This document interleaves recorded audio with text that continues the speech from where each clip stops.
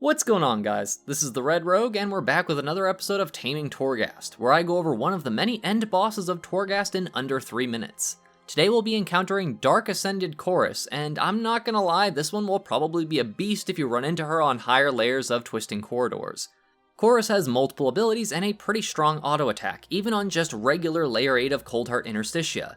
She will also have a shadow damage move, Falling Strike, where she'll randomly lunge on a player or pet within 30 yards and deal shadow damage to anyone within 5 yards of whoever she lands on.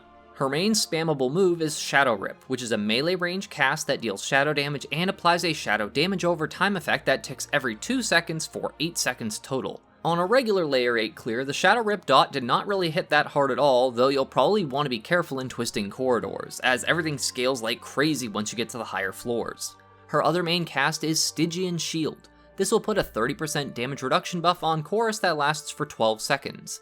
If you have an offensive Dispel or Spell Steal or something like that, then you should be able to remove this buff. But if you can't, then this is your priority to interrupt of the two moves. Being a member of the Forsworn, she will also have access to the Fallen Armaments buff that the other Forsworn enemies have, which is a 5% haste buff that lasts for 12 seconds. It'll have 3 stacks, which gives Corrus a total of 15% haste buff while it's active. These can also be dispelled, though I believe it will only take off 1 stack at a time when you do this.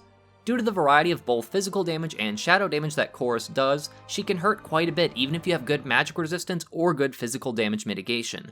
This boss is definitely one I really recommend you stock up on blinding smoke capsules for if any of your brokers are selling them in your Torghast run, as they're exceptionally useful for nullifying the Shadow Rips, her melee strikes, and the falling strikes as well.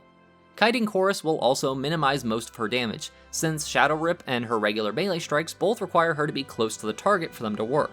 The Falling Strike ability is what makes this a bit tricky though, since she'll basically be able to lunge to you, your pet, or a party member within 30 yards, so if you are running in a group then you should keep some distance between your allies. That way if she uses Falling Strike on one of you, she has to run back and forth between everyone, which will make it easier for you to whittle her down. Due to the unnatural power buff, which causes elites and bosses to gain a 10% stacking damage and movement speed effect, this boss can get out of hand really quickly, especially on higher layers of Torghast. Due to this, you'll have to make use of any and all crowd control effects or slows that your class has available to them, which will make it easier to kite and basically control the amount of times that she can melee you or cast Shadow Rip. Falling Strike unfortunately doesn't have a cast time and the ability is very fast, so you won't know she's going to use it until she jumps for you. Anyways guys, I hope these tips and tricks help make defeating Dark Ascended Corrus a little easier for you. If so, then maybe consider leaving a comment or a like, or checking out the various other Torghast boss guides I've done on the channel, plus the plethora of other things I cover every weekday. As always, my gratitude to my regular viewers, commenters, subscribers, and especially my patrons, who all help make these Shiba Shenanigans possible. Thank you all so much for watching. This is the Red Rogue, and I'll see you guys around.